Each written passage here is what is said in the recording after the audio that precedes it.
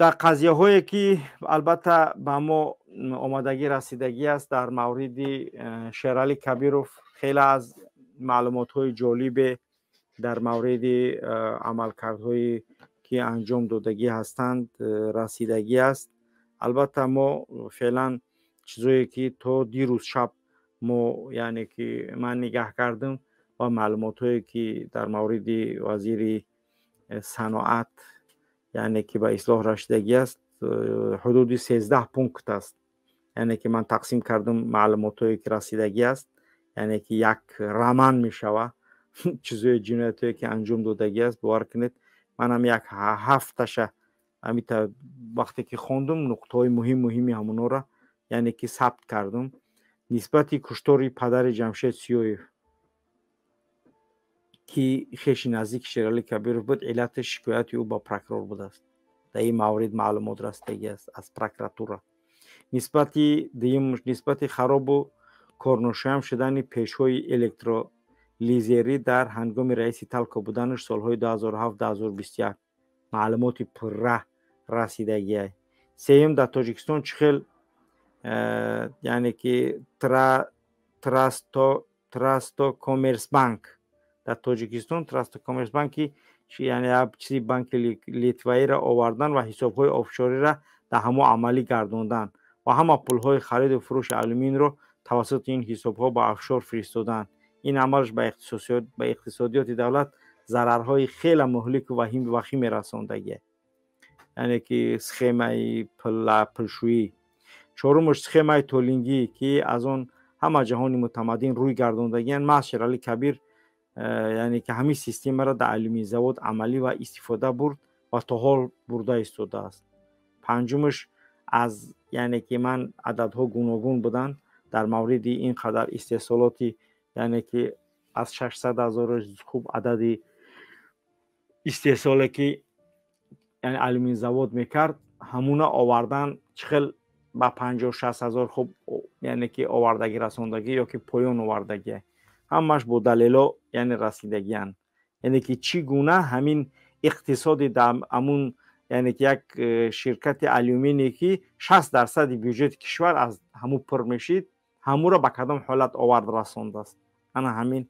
جناب شیرالی کبیروف چگونه شیرالی کبیروف با آواز نظروف و ارماتوف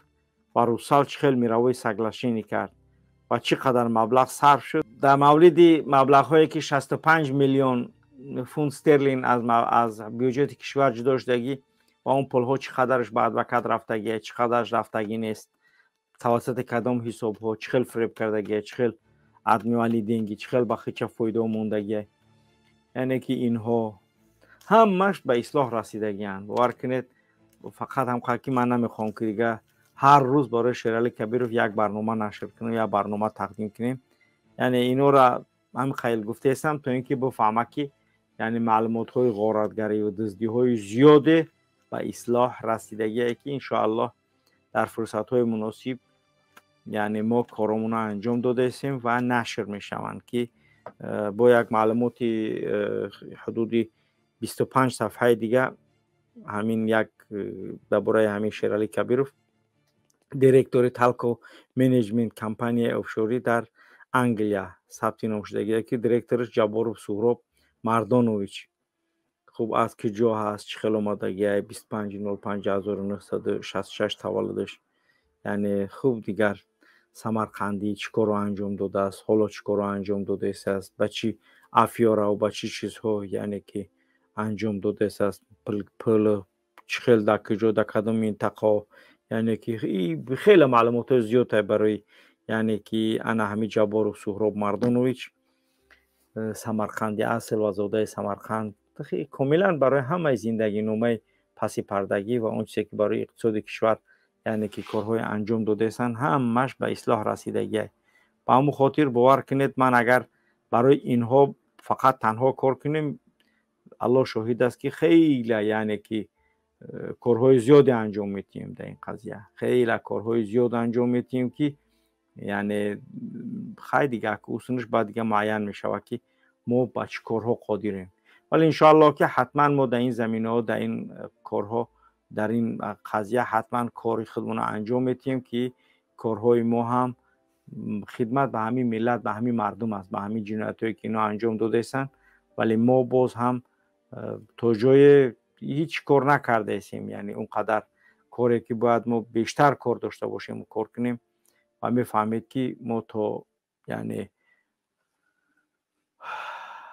امکاناتی که در اختیارمون داریم ان شاء الله که کارمون رو انجام میدیم.